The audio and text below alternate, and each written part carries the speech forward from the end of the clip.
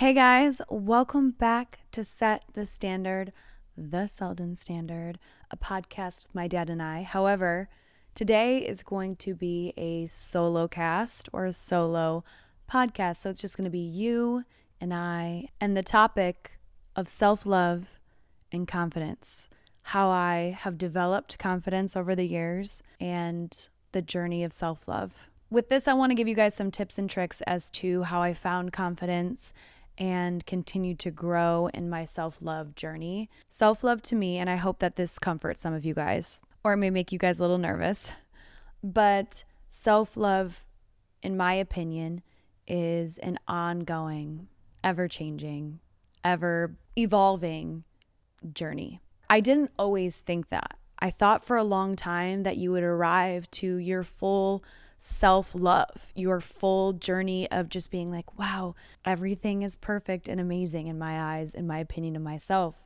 And that is so not true. Maybe one day I'll think differently, but for as long as I've been here in this human experience, I can honestly say that that is not the case. And I've even tried to change certain things in my appearance, how I am as a person, all these things, and that never 100% solves the journey or ends the journey of ultimately finding the 100% full self-love moment or that you have for yourself. So basically how I want to start today is with a little backstory on my childhood. As a child, I was super outgoing. I loved to sing. My singing journey, for those of you who may know me or know this, I am a singer. I have been a singer my entire life, and I've been doing it professionally and recording and all that kind of stuff and taking lessons and working and being so dedicated for the past 3 or so years, almost 4. I was always trying to perform. I had the utmost confidence. I was fearless. I learned how to say no at a very young age, and I was very confident in doing that. And I was the epitome of a girly girl, but I also loved to be outside in nature and being in the grass and picking flowers and maybe eating dirt, but then I loved to wear pink and dresses and Barbie and all the dolls you could think of. I loved doing dance class. I was in tap, jazz, and ballet at a young age, and I was raised in a really healthy situation at the time, and I think that's when I was really just on this journey of let's go. I'm a performer. I express myself through outfits, and I was, they put makeup on you during dance and all that kind of stuff. I was really wanting to express myself in those ways, and singing and music and movies and drama. I really just loved all of it, honestly. At such a young age. I was maybe 2 years old when I learned the entire My Heart Will Go On by Celine Dion song from the Titanic, even though I hadn't even seen that movie. I had several Madonna songs memorized. I was a very confident little girl. I was developing talent and trying to immerse myself in those things at such a young age. The women in my life also were very girly women, but loved to be outside, gardening. My mom, she loved to be outside. She was very active, bike riding, all those things. So I was doing all that. And also at a young point in my childhood, very, very young, I would take off my clothes and I liked to just be in the nude. I didn't like wearing a diaper, and I think my parents just let me embrace that for a little while, just at home. There was a point where I was running outside in the backyard and I was becoming older, I think like 3, 4.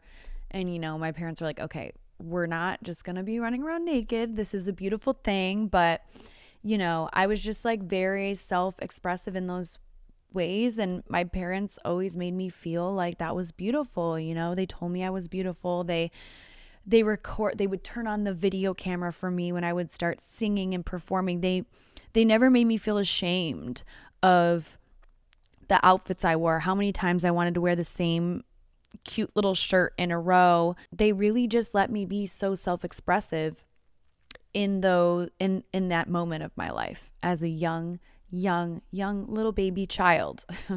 I then got into my preteens, and when I turned 10 years old was when my parents got a divorce. And I think the preteens is just as important as being a young girl. And for those of you who maybe are watching this, if you are in your preteens, it was definitely a time where you're definitely going through, and everyone knows this who has been through this, whether you are guy, girl, whatever, you are in this weird phase of I'm a little girl and I'm growing into something more than that. Obviously developing thoughts, urges, menstrual cycles, you're growing at different rates. There's hair growing. Like there is so much that starts in the preteens. And I think during my parents' divorce, when I was super young, I was looking then for validation because I was more of a late bloomer type of gal. Because I was so expressive in music and outfits and clothing and dance and all of these things, I definitely was in tune with the idea of sexuality at a young age. I don't know if that's because I saw it in movies and I loved movies so much, so they were inspiring me, and listening to Madonna, right? She was very much so a sexual being. So I feel like when I was developing in a preteen type of state, I was a late bloomer and I wanted to feel sexy and cute like the other girls, and I wasn't getting that. So I was looking for validation from like my mom and her telling me I was beautiful. And I think at that time she really lost herself in life. And as much as one day I'll go into that, it hurt me. And I feel like because people of my age were also trying to find themselves and confused, they weren't giving me validation, right?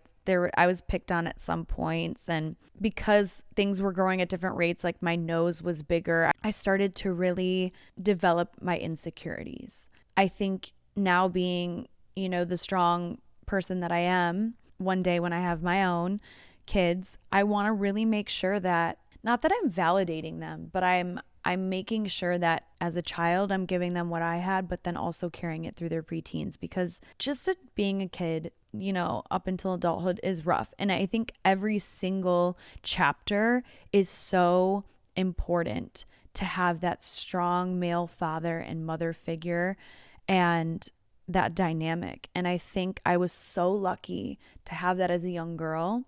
And it's so sad that nowadays, that time during preteens, a lot of people don't have that, because that's normally when, marriage is, I mean, I guess it's all over the place, but that's when my parents' marriage ended. And I know that there is a lot of trauma from that era of my life that developed that I still even deal with today.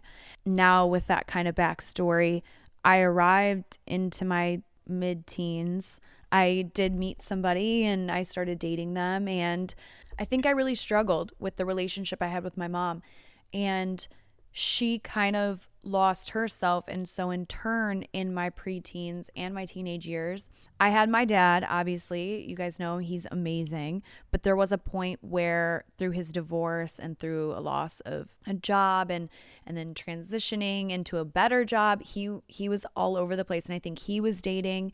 And so I didn't fully lose myself because I never turned to alcohol. I never turned to drugs. So I will say, if you're out there and you're a teenager, you're feeling lost, you're looking for acceptance or an escape, I will say the greatest decision that I made in my younger years was not turning to drugs and alcohol. I feel so grateful that I was able to just understand that that wasn't the way to do it. And I think another reason what kept me away from drugs and alcohol at a young age is I never hated myself enough. And I know that a lot of people turn to some of those things, and especially in their teens, because they're so lost and their self-love is so low. I think they turn to those things. But I loved myself enough, but not enough to feel good about myself. And I tried to find ways, but I never used substance. And I think a big reason why I didn't is because I was such a control freak. So I never wanted to feel out of control, out of body. And I was so afraid of that. Drugs definitely take you to another place, and alcohol definitely kind of can make you lose control, especially when you're young and you've never had it. I remember kids at parties and stuff, they were always just so sick all the time because they didn't know how to control their alcohol. So I never turned to any of that. And I will say, like I said, if you're a preteen, if you stumble across this, or a teenager, I swear the greatest decision I made was staying away from drugs and alcohol. And I know that's easier said than done, especially when you're feeling lost and confused and like you have no idea. Maybe you don't have a parent telling you right from wrong. I did have one. I always was a young girl looking for love. So I always just wanted to find someone that I could like, that could be my person. And I found that right away, actually. That was kind of my journey with that. So then entering into my 20s, something I can say is I did become a woman. I developed. That's when I was really starting to feel my most sexy and I was coming into my confidence. Probably when I was like 21, 22, 23 is when it really was starting to hit. And I was like, okay, like I'm now into my body and I'm into this. So I was pretty late behind, but I was excited. That's when I first started posting on YouTube. And so something I could say to someone in their early 20s, maybe that's feeling really down, not enough, not sexy enough, start exploring fashion and makeup. That's one thing I did turn to as an outlet as a young girl. When I was a young teenager, I bought every Sports Illustrated magazine, swimsuit magazine.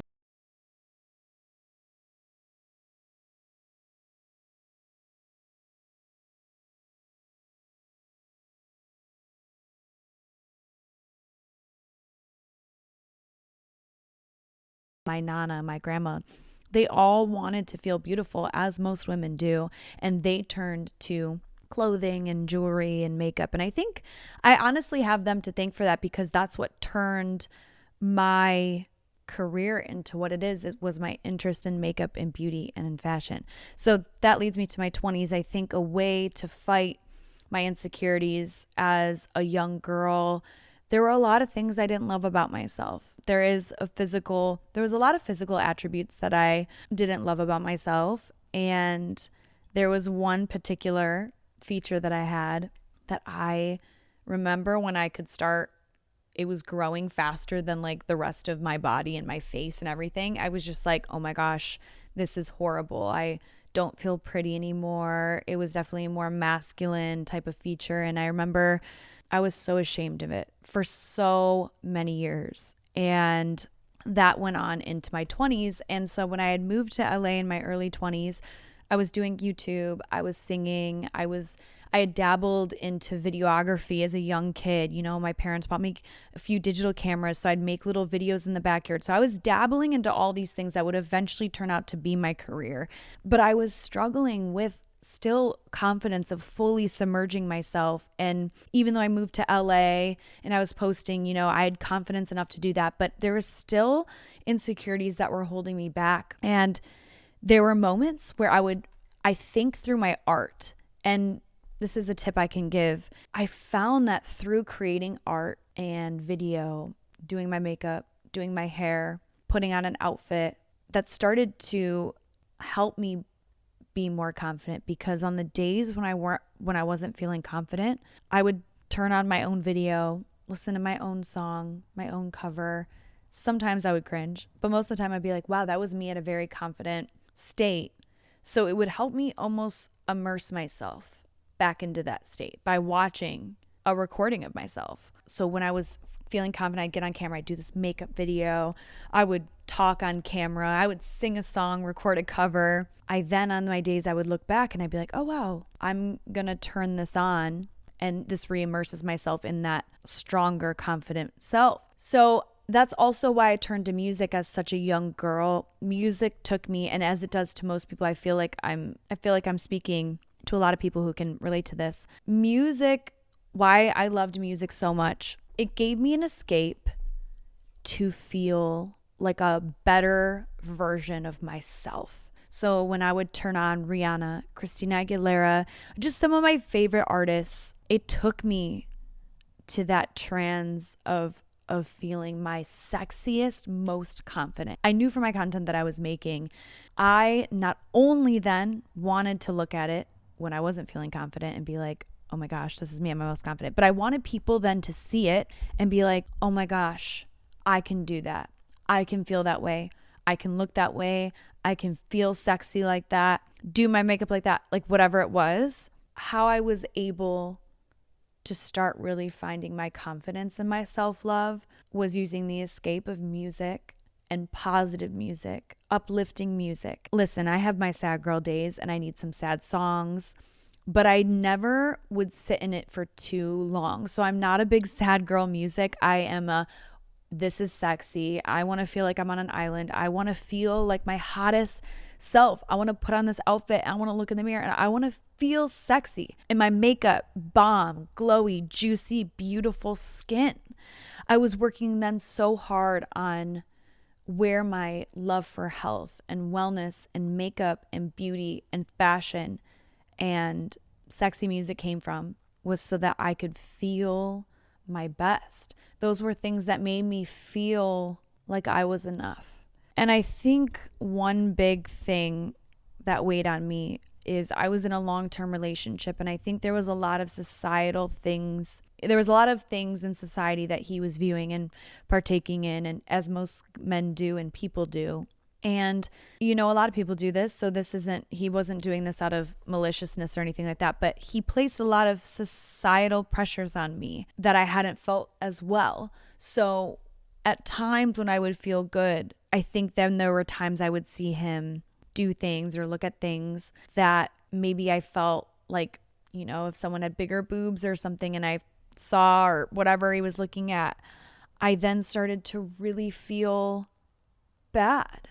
And I was like, oh, wow, I hadn't felt that way. Or there were other things that he would witness or view or whatever, and he would place certain pressures on me. And I think I couldn't live up to that standard. He was young. I was young. He didn't know what he was doing. But that's also when my self-love really started to take a hit, probably more in my early mid-20s. I was starting to change things about myself. I think when you're making decisions to change something about yourself, first of all, my advice would be do it because you want to feel beautiful and sexy. Don't do it for your partner or anyone else. If your partner is making you feel like less for not lacking in some area or looking a certain way or being a certain way, I would advise you to have a conversation with that person. Then if things don't change, that person isn't for you. And with my self-love journey, I didn't know that at the time.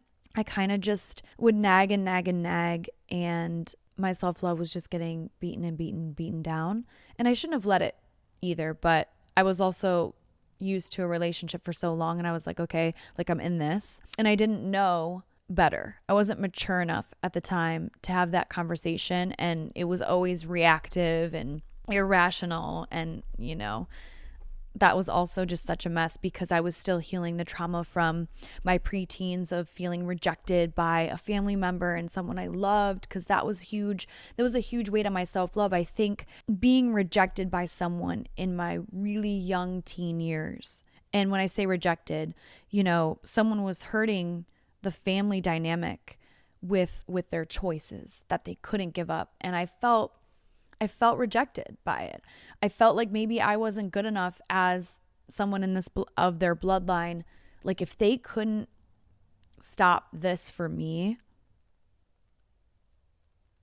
I mean, if I'm not good enough, how am I ever going to be good enough to someone I just meet that's going to be a friend or someone I date? If someone who gave me life chose these decisions, over me. So that was brought into then my relationship, and I was like, wow, I'm never going to be good enough for this person. I will never be able to fulfill this person. And it weighed on me for a long, long time.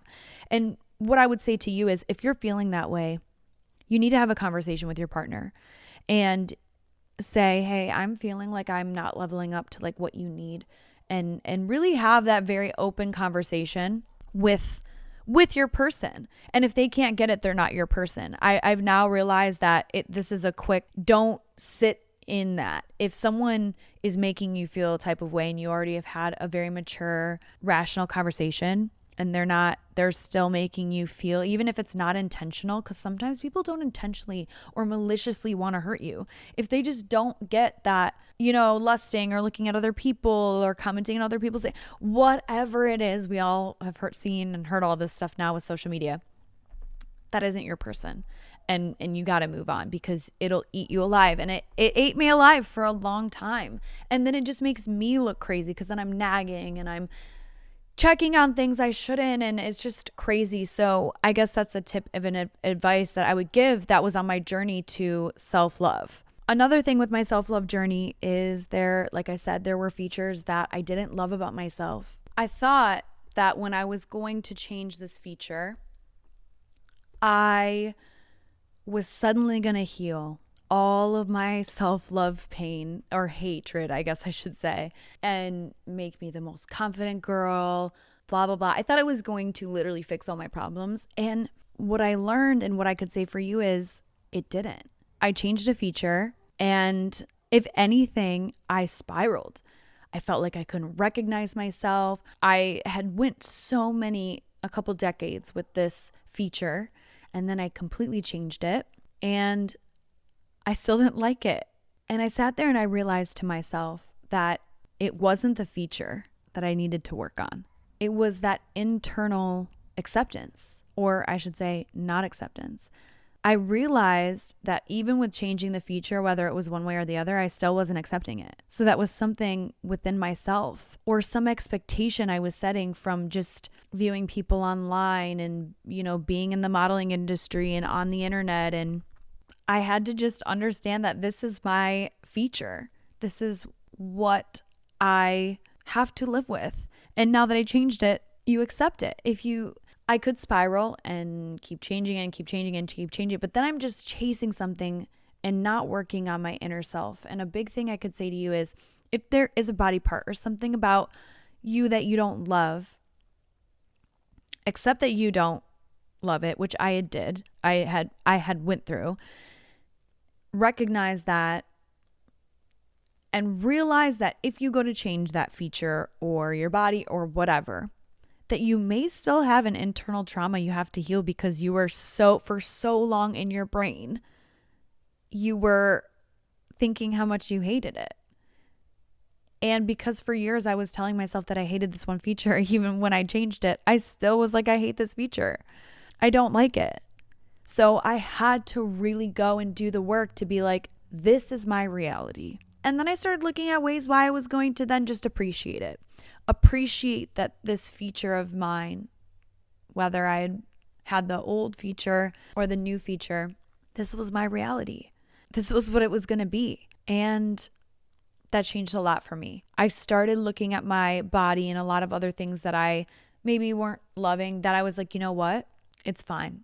But if you want to change it, work on it and learn to love it, whether it has its good days or its bad days or whatever the case is. And I don't regret doing what I did when I changed my certain feature. Would I go back? I would not go back. But that still doesn't mean that I'm 100% happy. And I have to work on that every single day.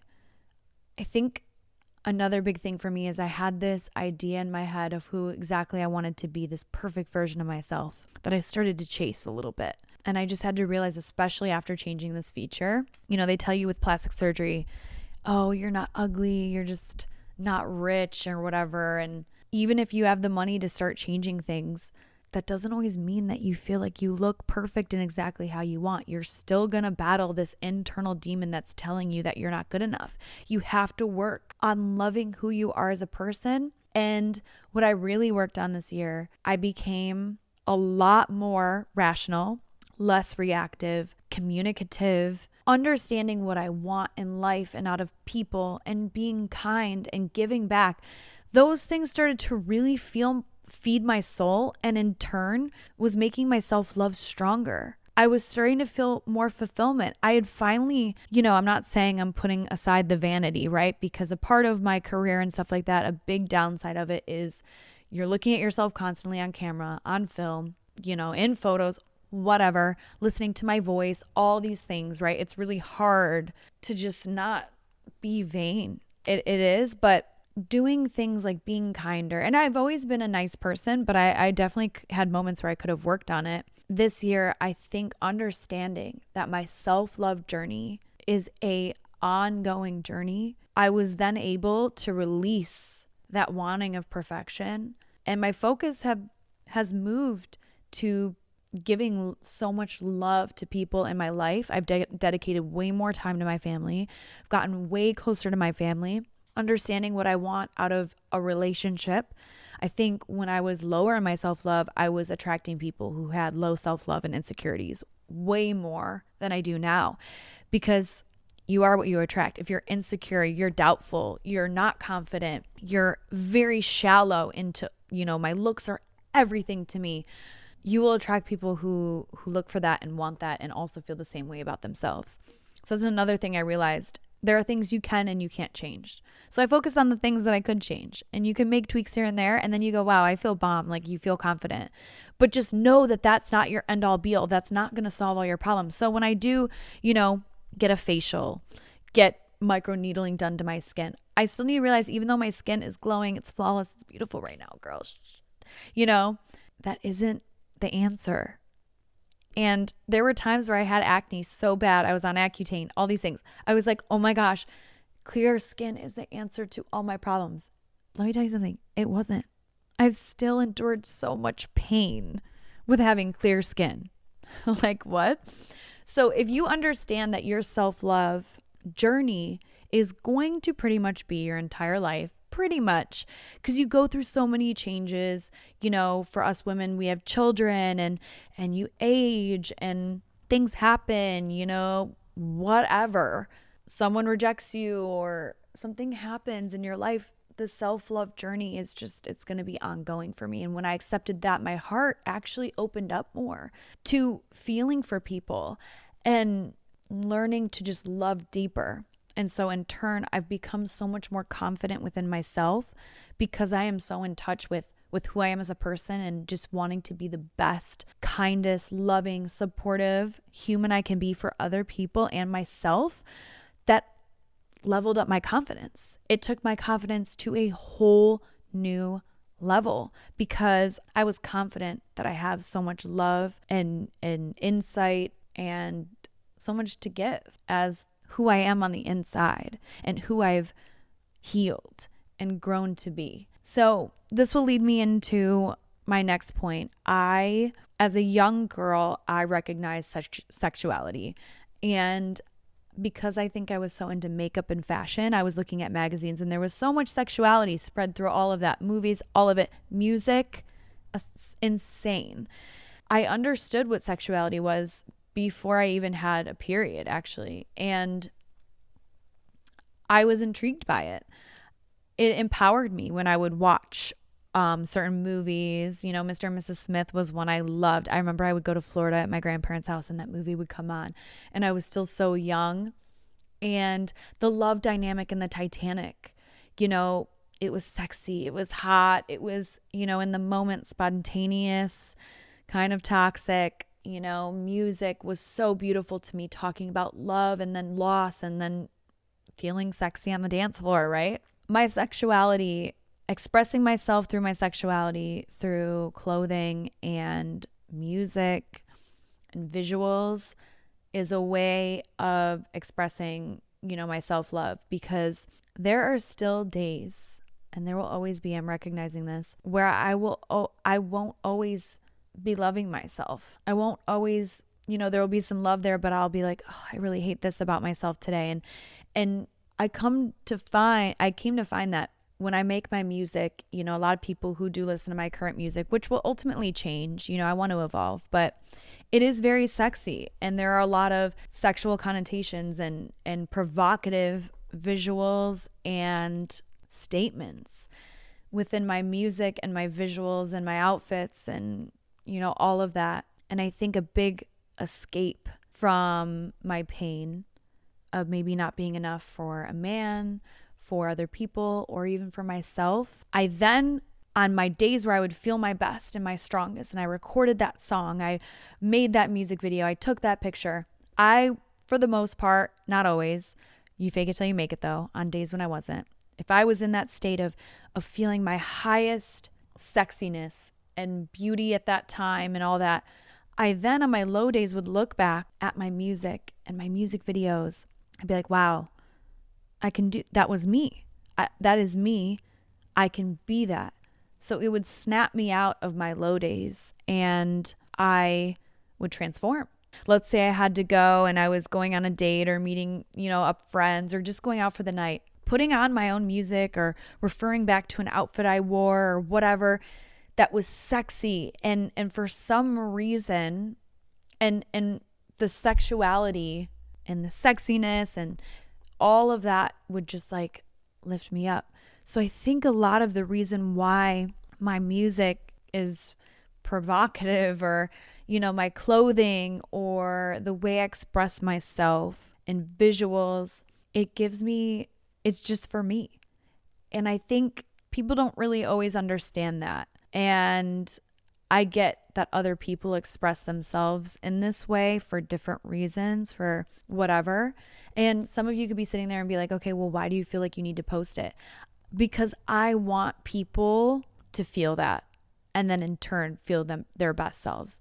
Anytime I've made a video, made a song, made a visual, it was a projection of me wanting people to feel that intensity of sexuality, confidence, and the utmost self-love I had for myself in that moment. I felt good enough to sing that song, post that song, make the music video, the outfit, the clothing, whatever, in that moment. And I feel like people that get it, they understand because I know people have done that for me. I'd watch Shakira, Rihanna, Celine Dion, Shania Twain. These women, whether they felt their best or their worst in that moment, they were able to translate this transformative feeling into me for me to feel my highest self. So when I started making my content, I wanted people to feel their highest self when I post an outfit. I want them to be like, wow, that outfit is sexy, but I think I can wear it and feel sexy too. For myself, wow, that makeup is so gorgeous and juicy and shiny. I want to feel that way. I'm going to try it. And I think a way of expressing myself is through feeling ultra sexy and shiny and smooth and silky and just sensual. And it's funny, and this isn't a bad or a good thing, but I haven't really dated up until this year in my life. And, I was in a very committed relationship for over 10 years of my life. So I didn't really dabble in sexuality with a bunch of other people. It was for myself. And I think because I recognized sexuality within myself at such a young age, I was able to find that empowering. And I can't tell you how many times I sit in my room and I sit down on my floor and I shave my legs and rub lotion on myself and I put on a cute outfit and I love wearing like cute, comfy pajamas. Like all of that just gives me so much self-love. And I think even as a young girl, going back to my parents, they embraced me being naked. It was beautiful. It wasn't looked at as this taboo thing. And I think that's why I also never looked at expressing myself in certain ways and clothing and makeup and outfits and all of that as a negative thing.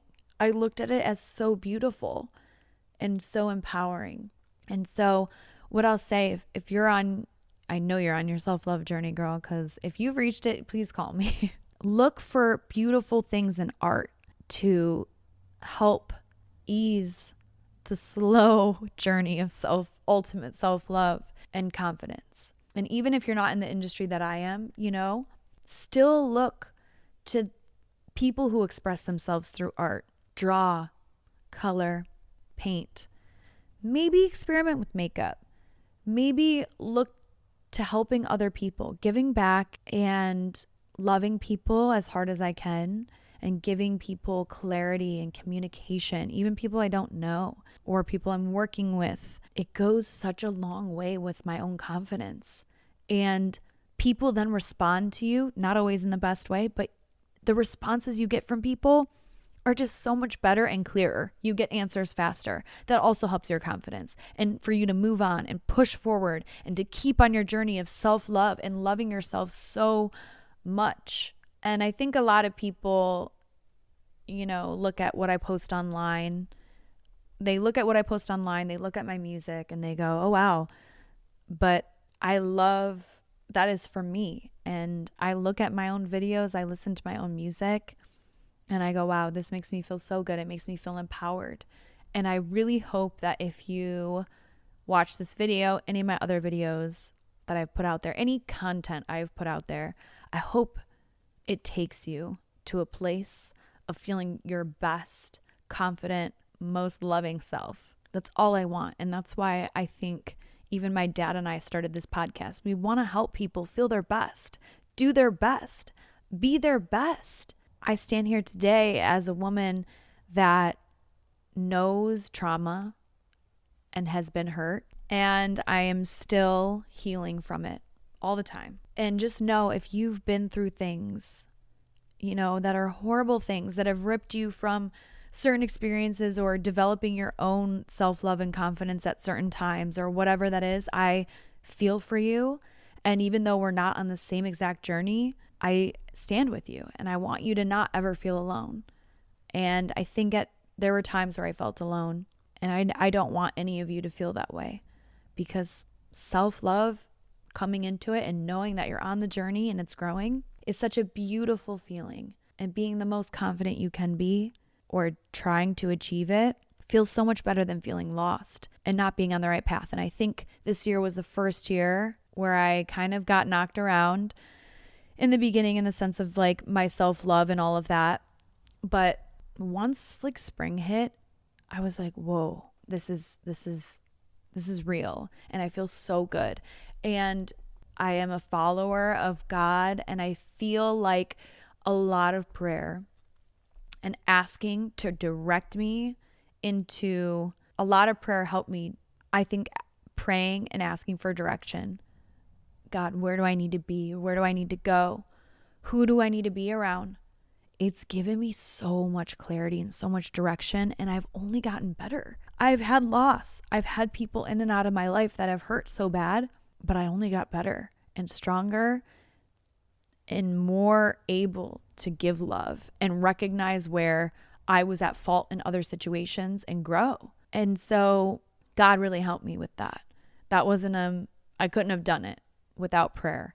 And I want that to really be the end of this video, and for you to know that, because if you are feeling lost, I highly suggest that you turn to prayer, because that wouldn't have helped me recognize why certain people were out of my life and why I needed to push forward.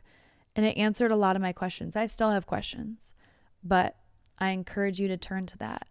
And I hope that this video helped you in some way or spoke to you in some way. And just know that I want to get better, be better. And my self-love journey will just forever be a journey, but it'll improve.